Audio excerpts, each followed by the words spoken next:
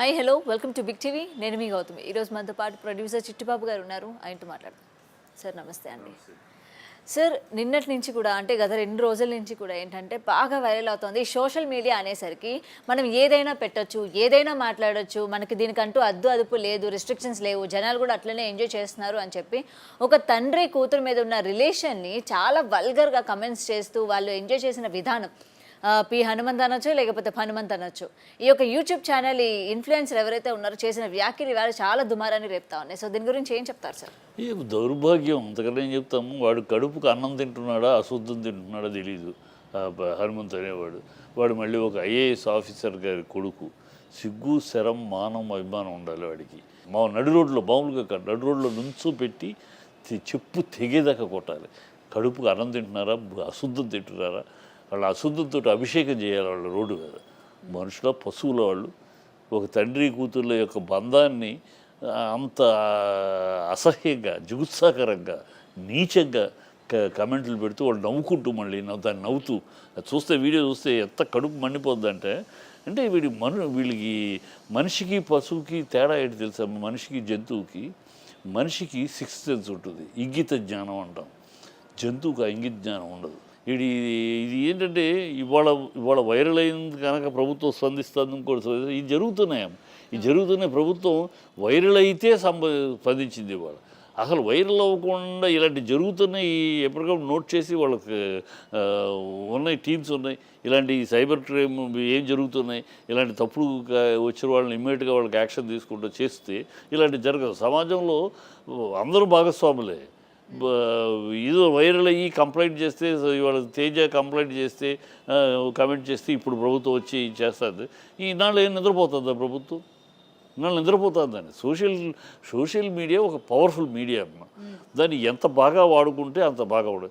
ఇలాంటి ఎదవలు దాన్ని విలువలు తీసేస్తారు. ఇలాంటి ఎదవల వల్ల, ఇలాంటి సన్నాసి మొండమోపుల వల్ల సోషల్ మీడియాకి విలువ పోతుంది. సోషల్ మీడియా ఇష్టం వచ్చి చేస్తున్నారు. అడ్డగాడి వీళ్ళకి ఆ 4 రూపాయల కోసం దీని బదులు చెత్తనా కొడుకులు వెళ్ళిపోయి రెడ్ లైట్ ఏరియాలో బ్రోకర్లుగా పనిచేయచ్చుగా. రెడ్ లైట్ ఏరియాలో బ్రోకర్లుగా పనిచేస్తే వీటి దగ్గర కమిషన్లు తీసుకుని బతకచ్చు. ఈ వ్యూస్ ద్వారా డబ్బులు వస్తాయి అనే ఈ చిల్లర డబ్బుకు ఆశించే ఈ దరిద్రులు రెడ్ లైట్ ఏరియాకి వెళ్ళి ఆ బతకచ్చు. అంతకన్నా హీనమైన బతుకు వీళ్ళు చేస్తుంది. వాడన్నా రెడ్ లైట్ ఏరియాలో ఉన్నవాడన్నా కాస్త నిజాయితీ ఉంది, వీళ్ళకి ఆ నిజాయితీ కూడా లేదు. So these idiots fit for వీళ్ళు సమాజంలో బతకడానికి కూడా అర్హులు కాదు. వీళ్ళని నా ఉద్దేశంలో కేవలం ఇది కేసు పెట్టడం కాకుండా నడి రోడ్లో నిలబెట్టి అరికాలు చెప్పి తెగేదాకా వీళ్ళని కొట్టి అశుద్ధంతో అభిషేకం చేసి ఉమ్ముల వర్షం కురిపించి అలాంటి అవమానం చేస్తే తప్పితే ఇలాంటి సన్నాసులు మళ్ళీ పుట్టకుండా ఉంటారు. సార్ ఇంకొకటి ఇతని అంటే ఈ ఒక్క వీడియోయే కాకుండా ఆయన మొత్తం కూడా చూసుకుంటా ఉంటే అటు సినిమాల మీద ట్రోల్స్ కావచ్చు, రిలీజ్ అయిన టీజర్స్ మీద ట్రోల్స్ చూసాను. ఇది చాలా గతంలో కూడా నేను 2-3 సార్లు అతను ట్రోల్స్ మీద కూడా కమెంట్లు కూడా పెట్టాను. గతంలో చావుగుని గురించి కూడా కమెంట్ చేసి దేని మీదైనా చేస్తాడు. దేని మీదైనా చేసి ఇది హై ఒక తండ్రి కూతురు చక్కగా కూతుర్ని ఆడిస్తూ ఆయన స్నానం చేయించిన బిట్టు పెట్టుకుంటే ఆ పిల్లని బెల్ట్ తీసి బెల్ట్లో ఉయ్యాల్లో ఆడిస్తే ఇలాంటి పెడితే దాటి మీద ఇలా చేయగలిగారంటే వాడి సజావైన పుట్టుకేనా వాడిది. అసలు వాళ్ళ తల్లిదండ్రులు అనకూడదు కానీ వాడు నిజంగా ఆ ఐఏఎస్ ఆఫీసర్ కడుపును పుట్టాడా వీడు? అలాంటి వాడైనా అనిపిస్తుంది. అంటే సరైన పుట్టుక సజావు పుట్టుకే కాదు అది. అలాంటి సజావు పుట్టినవాడు ఒక మనిషి పుట్టినవాడు ఎవడు ఇలాంటి పనులు చేయడం. ఇవాళ సారీ చెబుతున్నాడు. ఎవరికి కావాలి సారీ? చేసేసి సారీ చెప్తున్నప్పుడు కూడా అసలు నేను తీసిన వీడియో ఒక రకంగా తీశాను, జనాలు ఎవరికి కూడా ఒక రకంగా అర్థం కాలేదు, నెగిటివ్గా తీసుకుంటున్నారు అన్నట్టు కూడా ఆయన ఎక్స్ప్లెనేషన్ ఇచ్చారు. ముండమోపి పెద్ద తెలివిగలడు సన్నాసి. ఎవరికి అర్థం కానంత పెద్ద ఇంటెలిజెంట్గా లేదు. అది చిల్లరతరంగా ఉంది. ఎవరికైనా అర్థం అవుతుంది. వీడేదో పెద్ద తెలివిగా ఇంటెలిజెంట్గా తీసినట్టు ఈ ముండమోపి ఈ సన్నాసి మాట్లాడటం కన్నా వాడు తీసింది ఏదో గొప్పగా తీసినట్టు, అది అర్థం చేసుకోలేనంత గొప్పగా ఉన్నట్టు వెరీ ఫూలిష్ అండ్ ఇన్సేన్. అందరికీ ఎవరికైనా అర్థం అవుతుంది వాడు చెప్పింది. వాడు ఏదో మాట్లాడేందుకు ఎవరికి అర్థం కాలేదు. వీడో పెద్ద మేధావిలాగా ఒక పెద్ద ఇది చేసినట్టు నా మేధావితనం ఎవరికి అర్థం లేదు. ఈ గాలి మాటలు ఎందుకు సన్నాసి? నేను చేసింది తప్పు, తన చెప్పు తీసుకు తను కొట్టుకున్నా క్షమాపణ చెప్తే నా చెప్పుతో నేను కొట్టుకుంటున్నానని క్షమాపణ చెప్తేనే కాస్త అర్థం ఉంటుంది. ఇంకా నేను చెప్పింది అర్థం కాలేదు, ఈ బొండమొంపు వీడు చెప్పింది ఏంటి, వీడు ఏం చెప్పాడని అర్థం కాకపోవడానికి, ఏం చెప్పాడు, ఏమన్నా పెద్ద కావ్యం చెప్పాడా లేకపోతే పెద్ద ఇంటెలిజెన్స్ తోటి కూడిన మ్యాటర్ చెప్పాడు.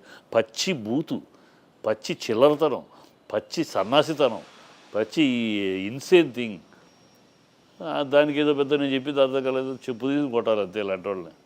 అండ్ సార్ ఇలాగే ఇప్పుడు సోషల్ మీడియాలోని చేస్తూ డార్క్ కామెడీ అని చెప్పి అదొక పేరు పెట్టేసి ఇట్లాంటివన్నీ కూడా చేస్తూ ఉంటారు కదా. అసలు ఈ డార్క్ కామెడీ అన్న దాన్ని సమర్థిస్తారా? అసలు ఏంటి సార్ ఈ డార్క్ కామెడీని వ్యతిరేకించాల్సిన అవసరం లేదమ్మా. దాని సజావుగా డార్క్ కామెడీ ఒక్కొక్క విషయం మీద ఒక satire, it is like A satire అంతే. ఒక డార్క్ కామెడీ అనేది మంచి విషయం మీద దాని మీద సెటైర్గా వేయటం, అది డార్క్ కామెడీ ఉంటాయి చాలా. మన నవల్స్లో ఉన్నాయి. మన ఇప్పుడు గిరీష్ గారి పాత్ర ఏంటి కన్యాశుల్కంలో, dark comedy. So dark comedy is not a new thing. దాని తెలుగు పేరు డార్క్ కామెడీ అని పెట్టేది. మన సాహిత్యంలో ఉంది, మన ఇట్లో ఉన్నాయి డార్క్ కామెడీ. అది ఏంటి, ఒక చక్కగా హృదయంగా నవ్వుకునే విధంగా ఉంటుంది. ఒక దాని మీద ఆ కామెడీ భలే చెప్పాడు, ఇది ఈ విషయాన్ని భలే తిరగరాసి భలే చెప్పాడని ఒక ఎంజాయ్ చేసే విషయంగా ఉంటుంది, కానీ అసహించుకునేది కాదు. ఈ డార్క్ కామెడీ వీళ్ళు ఏంటంటే దాన్ని అసహించుకునే పరిస్థితిలో చేస్తున్నారు.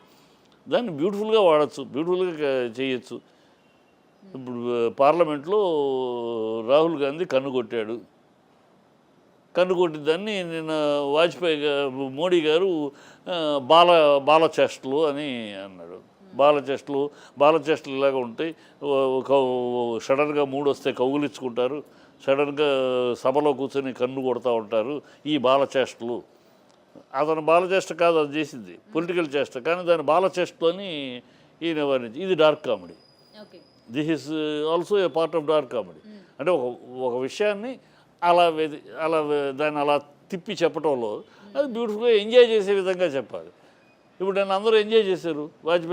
మోడీ గారు చెప్పినప్పుడు బాలక ప్రవృత్తి అని చెప్పినప్పుడు అందరూ ఎంజాయ్ చేశారు. So that is effect of dark comedy.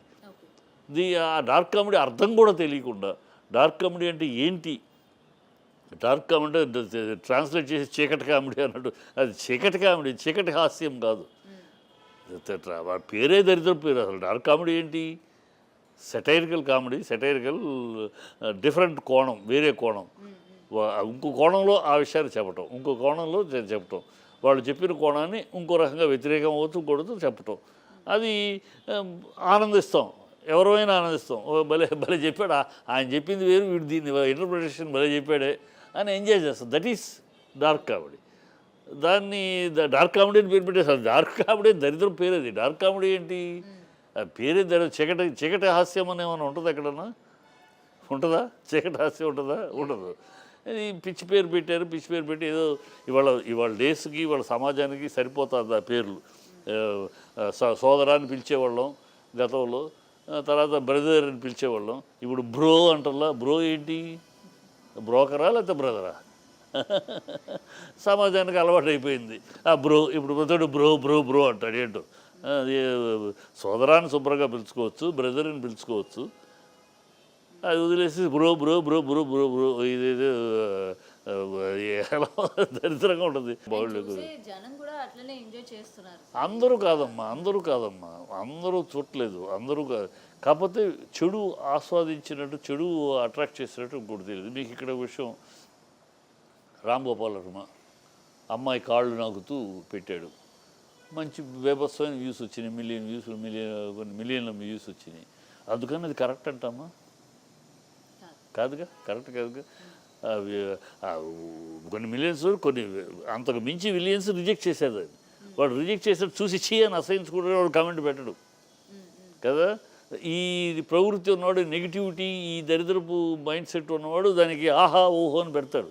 అది చూసేసుకుని ఆహా ఓహో అని పురిత రామగోపాల్ వర్మ దానివల్ల మంచి వచ్చిందా చెడు వచ్చిందా? ఇన్ జనరల్గా వ్యూస్ ఏదైనా జనాలు చీ అని తిట్టారు కదా, తిట్లు ఎక్కువ వచ్చినాయి.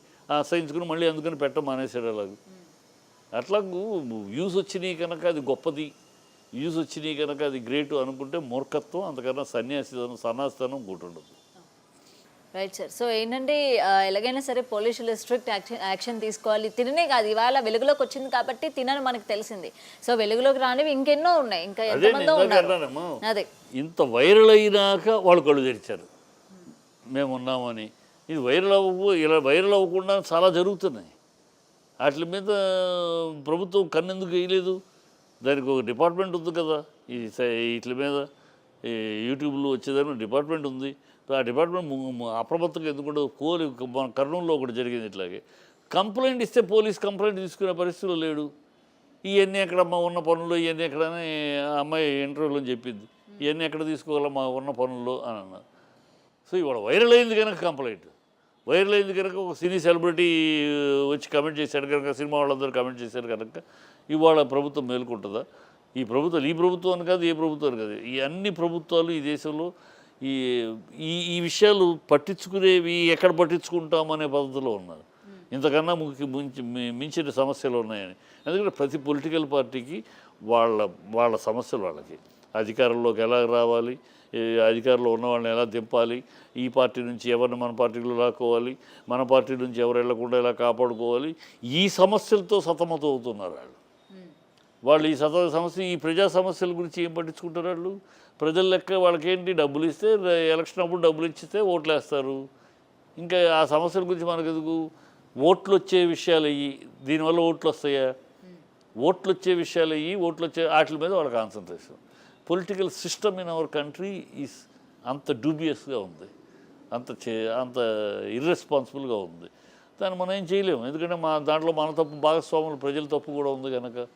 మనం ఎవడు డబ్బు ఇస్తాడు, ఎవడంత ఎక్కువ ఇస్తాడు, నలుగురి దగ్గర డబ్బులు తీసుకుంటాం, దాన్ని బట్టి ఓట్లు వేయటం తప్పితే మనం ఒక క్యారికేచర్ని బట్టి, ఒక మనిషి యొక్క వ్యక్తిత్వాన్ని బట్టి, ఒక మనిషి పనికి వస్తాడు అని దాన్ని బట్టి ఇట్లా ముఖం చూసి వేసేస్తున్నాం. ముఖం చూసి ఓటేయటం, ముఖం చూసి ఒక నాయకుడు ముఖం చూడటం, ఇక్కడ ఉన్నవాడు మొహం చూపించుకుని ఓటేస్తే మనం వేసేస్తున్నాం, డబ్బులు తీసుకుంటున్నాం, వేసేస్తున్నాం. మనకు అర్హత ఎక్కడిది? ఎప్పుడైతే డబ్బు తీసుకుని నువ్వు అమ్ముడు పోయినాక నీకు ఇంకా అర్హత ఎక్కడిది ప్రశ్నించడానికి, అడగడానికి సమాజం? సో సమాజం కూడా భాగస్వామి దీంట్లో. ఇలాంటి తప్పులు జరగడానికి, పేటరేగిపోవటానికి ఎవ్రీబడి ఈజ్ రెస్పాన్సిబుల్. మనం వేలెత్తి వాళ్ళని చూపడం, ఆ వేలెత్తేటప్పుడు 4 వేళ్ళు మన చూపిస్తున్నాయని సమాజం గుర్తుంచుకోవాలి. నన్ను ఈ విషయం వేరు, నన్ను ట్రోల్ చేసినా పర్లేదు, కానీ society is at mistake. Society has become irresponsible society. ఇప్పుడు పేరెంట్స్ ఉన్నారు, పేరెంట్స్ ఇర్రెస్పాన్సిబుల్. మన పిల్లలు ఎక్కడ ఉన్నారు, ఎక్కడికి వెళ్తున్నారు, ఏం చేస్తున్నారు, ఏమిటి, నోబడీ ఈజ్ కేర్డ్. ఎంత సంపాదిస్తున్నాడు, నేను ఎంత సంపాదిస్తాను, నా పిల్ల ఎంత సంపాదిస్తుంది, నా పిల్లలు ఎంత సంపాదిస్తారు, అంతే తప్పితే ఆ సంపాదన మీద వ్యామోహం, ఆ సంపాదన మీద కాన్సన్ట్రేషన్ తప్పితే ఈ మిగతా విషయాల మీద, ఇలాంటి కల్చర్ విషయాలు కానీ, సామాజిక రిలవెన్స్ తోటి కానీ థింకింగే లేదు. గుడిలో బడిలో మొదలవలసిన మోరల్ సైన్స్, తల్లి ఒడిలో బడిలో మొదలవలసిన మోరల్ సైన్స్ తల్లి ఒడిలోనూ లేదు, ఇవాళ బడిలోనూ లేదు. మోరల్ సైన్స్ అనేది లేదు. మోరల్ సైన్స్ ఎవడన్నా చెప్పేవాడు పాత చింతకాయ పచ్చడి, ఏ పని పాట లేని వాడులాగా అయిపోయింది వాళ్ళ సొసైటీ. టైం వేస్ట్ లాగా ఏది చెప్తున్నారు అన్నట్టుంది. సో కనుక మనలో మార్పు రావాలి. మన సొసైటీ ఎక్కడ కూడా ప్రపంచవ్యాప్తంగా ఎక్కడ ఏ మార్పు వచ్చినా సొసైటీలో మార్పు వచ్చినప్పుడే అందరూ మారుతారు. సొసైటీలో మనకు కనువిప్పు కలిగి మనం ఏమి చేస్తున్నాం, మన సమాజం అంటే ఎవరో కాదు, నువ్వు నేను, మనమే సమాజం. మనం కళ్ళు తెరిచి మనం చేస్తుంది తప్ప ఉప్ప అలా చెప్పగలిగినప్పుడు, అలా కనువిప్పు కలిగించగలిగినప్పుడు ఇవన్నీ ఉండవు.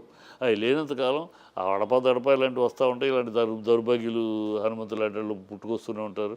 గతంలో కొంతమంది పుట్టుకొచ్చారు, వాళ్ళు పోయారు. ఇప్పుడు ఇలా పుట్టుకొస్తారు, వీళ్ళు పోతారు, మళ్ళీ ఇంకోడెవడో వస్తాడు 6 నెలల తర్వాత, ఇంకోడెవడో.